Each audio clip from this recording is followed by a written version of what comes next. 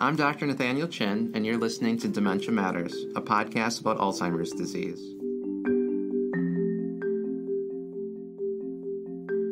Dementia Matters is a production of the Wisconsin Alzheimer's Disease Research Center.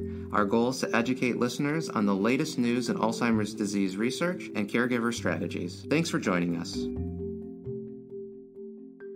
Welcome back to Dementia Matters. This week, Dementia Matters is kicking off a new 6-part special series called the National Strategy for Alzheimer's Disease Data and Research, exploring the systems and processes being built to propel Alzheimer's disease research forward. This series is a collaboration between Dementia Matters, the National Institute on Aging, or NIA, and the National Alzheimer's Coordinating Center, known as NACC.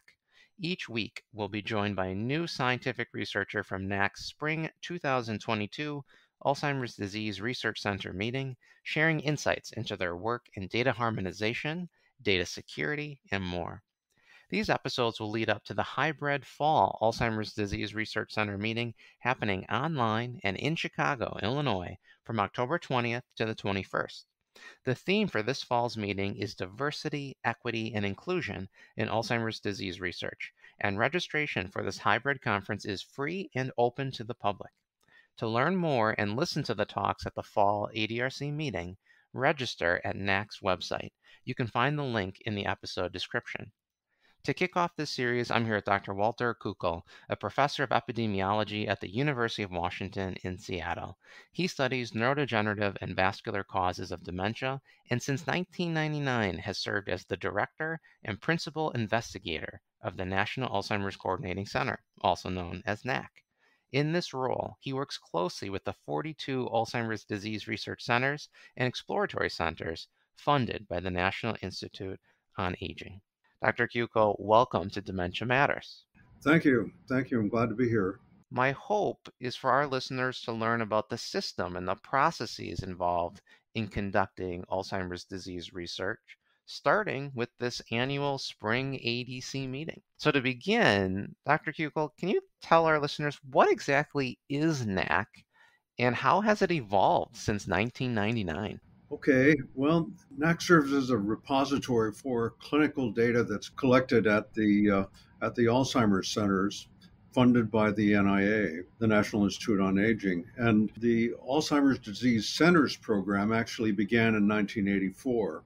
Between 1984 and about 1997 or so, no common data were collected and stored anywhere. Each of the centers, of course, had their own, but there wasn't anything going into a central repository.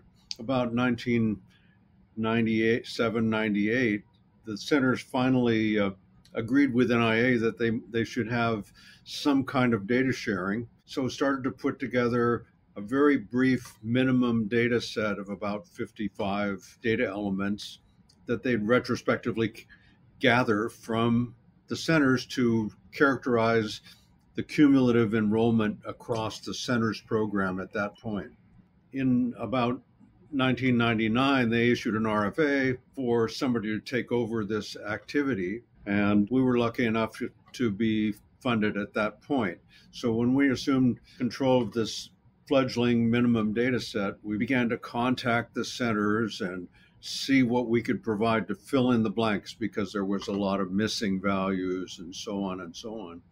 We worked on the minimum data set, which we still have, to do this for about 5 years. During that time, because we thought it would be more useful for research, and a lot of the center directors thought it would be useful for research, to start gathering a really detailed clinical standardized data set.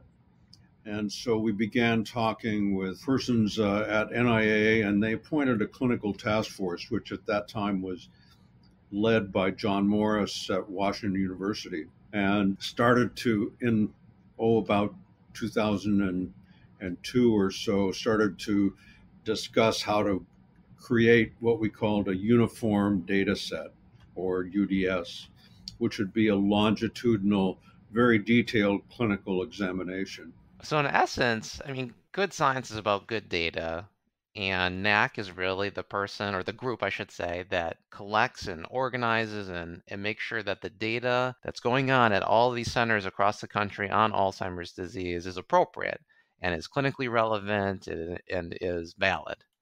Yeah, we put a lot of effort into that and working with the clinical task force to make it relevant to where the current science is also really difficult. And then quality control of these things as we go.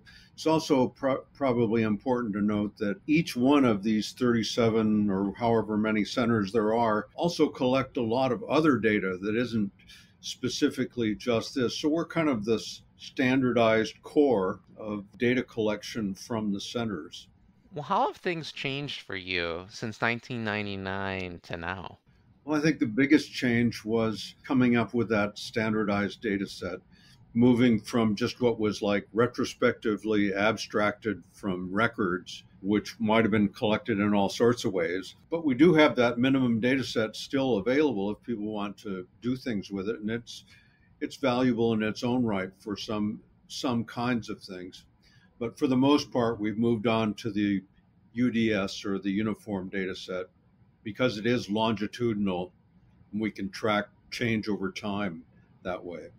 And that's so important in a condition like Alzheimer's disease, where changes happen decades in advance and we need to understand it over a person's lifetime. What are the NAC's goals? Like, what specifically is NAC working towards, or that could be separate from our ADRCs, but how do you anticipate NAC is going to expand as AD research is expanding?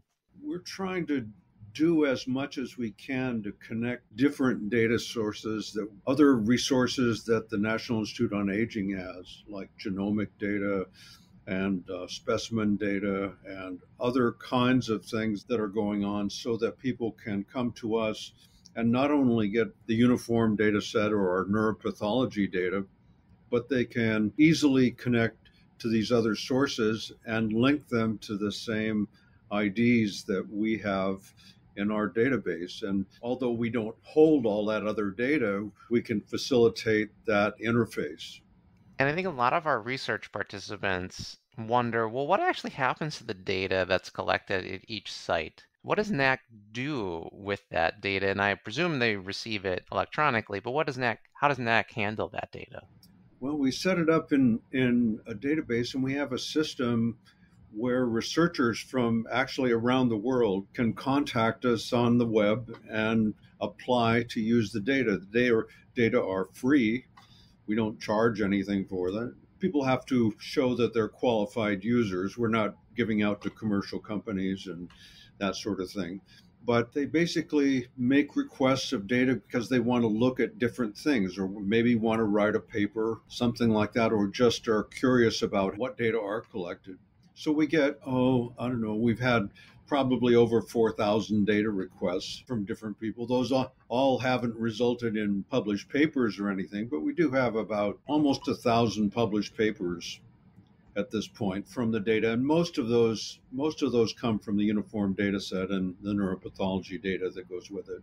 And that's incredible. I mean, 4,000 requests, but over almost 1,000 or over 1,000 actual shared publications so that other scientists, community people can see that. And I'm wondering, could you highlight for some of our listeners, in your opinion, some really important findings or publications that came out of the NAC dataset?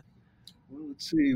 One that I can remember a few years ago, we were looking at, because within this set of people we have people who are normal cognition, others who are MCI or mild cognitive impairment, and others who have one form or another of a dementia. And we have, say, out of these 45,000 people that are in that bin, we have about almost 7,000 with autopsy data, detailed neuropathologic exams. So from that group, we were able to look at people who didn't have any symptoms and yet had features of Alzheimer's disease, amyloid and tau and so on, or other kinds of neuropathology, and also look at people with different characterized dementias. So one of the important things that we were able to look at was, what were the characteristics of these people who had pathologic disease, and how did they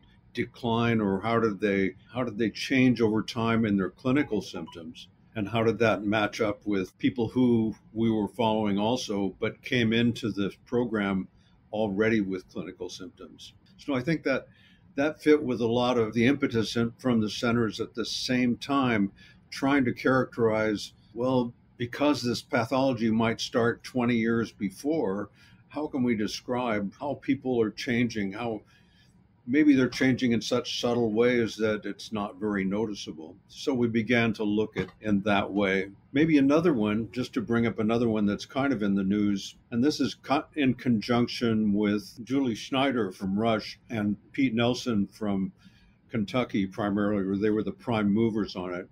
And that's looking at something that's called late disease. I'll get all these things wrong. Limbic associated TDP encephalopathy, which is sort of a proteinopathy of TDP43 that accumulates late in a person's life, frequently along with Alzheimer's disease pathology. It's people who have both of these decline more steeply than people with just one of the pathologies. And that's one of the big issues today, is describing how multiple pathologies work together, both to synergize their spread internally or pathologically, as well as to accelerate their kind of clinical syndrome.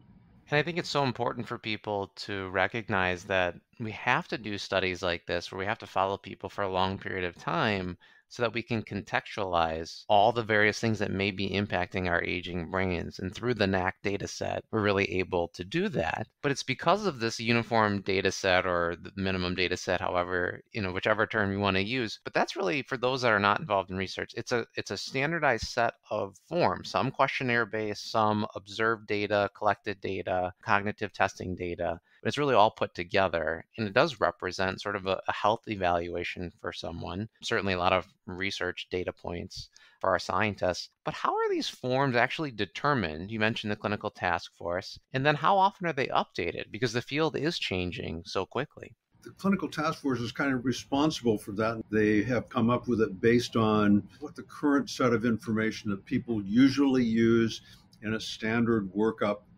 for one of these dementias, Alzheimer's disease, and so on. And then they expand out a bit to see how, as time has gone on, we've been more interested in trying to find the very earliest changes, the very earliest clinical changes. And so that's where mild cognitive impairment kind of came from.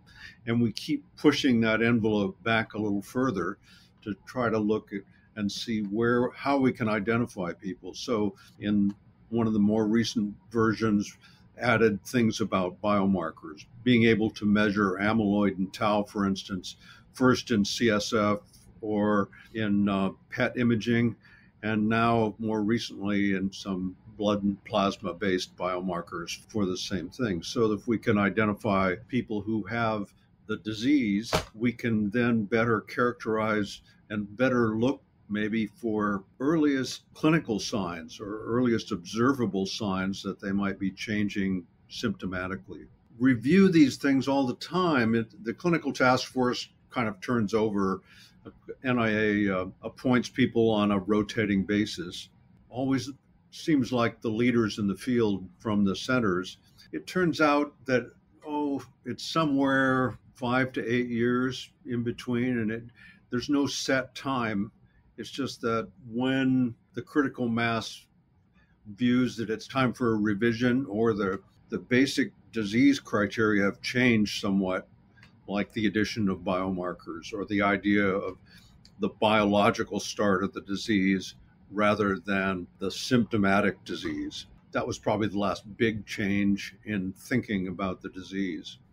And I think it's also important for our listeners to know that while change is good and change is needed because we have to be able to adapt to new findings, it's also important to keep the old or parts of the old so we can compare our studies from 10 years ago and 20 years ago. And so it's a balance, I'm sure, that must be walked with NACC and our clinical task force. We keep harmonization or a link to the data that were gathered before, so that people can actually do these broader longitudinal things. Of course, there are some things that we just didn't know about before. So they start at some point, and other things that are dead ended because maybe they were not so useful or the task force wanted to cut down on the patient burden or something like that. So it's always a tension back and forth of how do we keep things up but have enough link to the legacy data that we can really use the full extent of what's been gathered and jump off from there, generate new hypotheses. I think a good example of that is I know that in the future we'll be studying COVID and its impact on aging brains and cognition. So that's something that just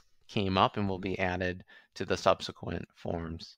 Yeah, that's true. We're working on that right now to try to add that in. Well, so then we're here to talk about the NACC Spring ADC, Alzheimer's Disease Center. So the NACC Spring ADC meeting. Can you explain for our listeners what is this annual meeting? How long has it been happening? Oh gosh, I think these have been happening since the program started back in 1984, and actually the directors, it used to be just the kind of the pool of directors, and at first when the centers started there was about 10 centers, and so they'd kind of get together and talk over what was going on and that sort of thing. And that usually happened in the spring and in the fall. It's just continued, but it's gotten bigger.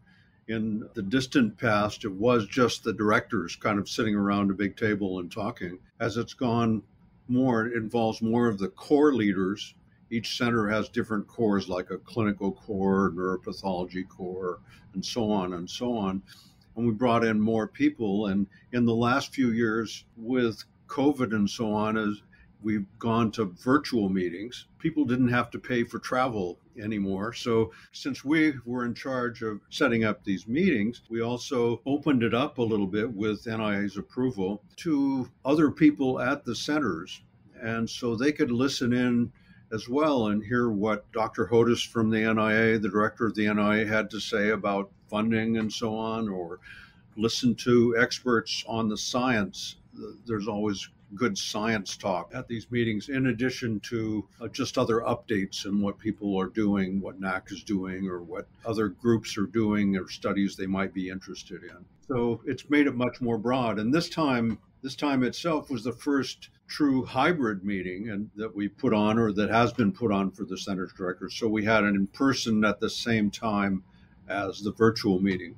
And it's an incredible opportunity for people to see what happens at that level of the centers and of the data collection. Looking at the agenda, what do you think are the goals for this year's spring meeting? The main things are kind of, as always, is to let people know what's on the minds of the people running the various cores, biomarkers core, the imaging cores, research and education core. What are their big initiatives and how are they moving forward? And NACC also presents what we're doing, how we're trying to move ourselves forward to help the program. Those are kind of the, stock goals of this whole thing, is just to begin to update everybody about where are you and where you're kind of going. The dual purpose of these things is not only just to do this update, but usually to bring in some scientists who are doing the cutting edge work to be able to talk about the specific things and either open up new ideas to the listeners or the people who are there, or bring everybody up to speed on what these people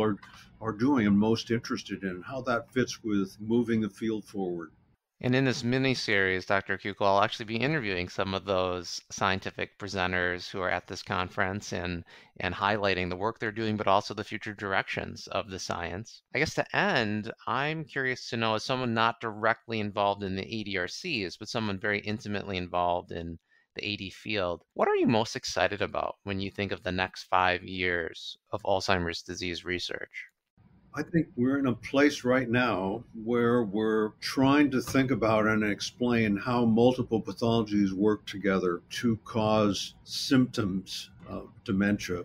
We're in this odd place where we have a lot of new information about the biology, the pathology of these disease causing entities and how they maybe work together, but we aren't too sure about that end of it. And then we've kind of got a parallel set of interests about the phenomenology, the symptom patterns, and the public health end of it. How does that place a burden on the system, on the public health, on the caregivers, on everybody else? What can we do to do with people who have symptoms to make their lives better. We haven't been able to find much in the way of treatments, but that's kind of the promise and the hope that we have with all of these things, to try to do what we can to alleviate symptoms, as well as on the biology end, if we can prevent the disease etiology, proteinopathies, and so on from causing symptoms.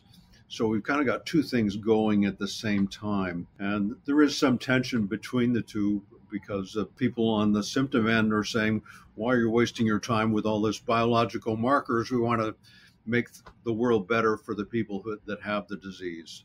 I think everybody really wants both. It's just that it's kind of a new and exciting time that we're trying to find the best ways to make that jump and really help people out. Well, with that, I'd like to thank you for being on Dementia Matters, and we certainly hope to have you on in the future. Oh, thank you. This has been fun. Thank you for listening to Dementia Matters. Follow us on Apple Podcasts, Spotify, Google Podcasts, or wherever you listen. Or tell your smart speaker to play the Dementia Matters podcast. Please rate us on your favorite podcast app. It helps other people find our show and lets us know how we're doing. Dementia Matters is brought to you by the Wisconsin Alzheimer's Disease Research Center at the University of Wisconsin-Madison. It receives funding from private, university, state, and national sources, including a grant from the National Institutes on Aging for Alzheimer's Disease Research Centers. This episode of Dementia Matters was produced by Amy Lambright Murphy and edited by Caitlin Rauerdink. Our musical jingle is Cases to Rest by Blue Dot Sessions. To learn more about the Wisconsin Alzheimer's Disease Research Center, check out our website at adrc.wisc.edu. That's adrc.wisc.edu. And follow us on Facebook and Twitter. If you have any questions or comments, please email us at dementiamatters@medicine.wisc.edu. Thanks for listening.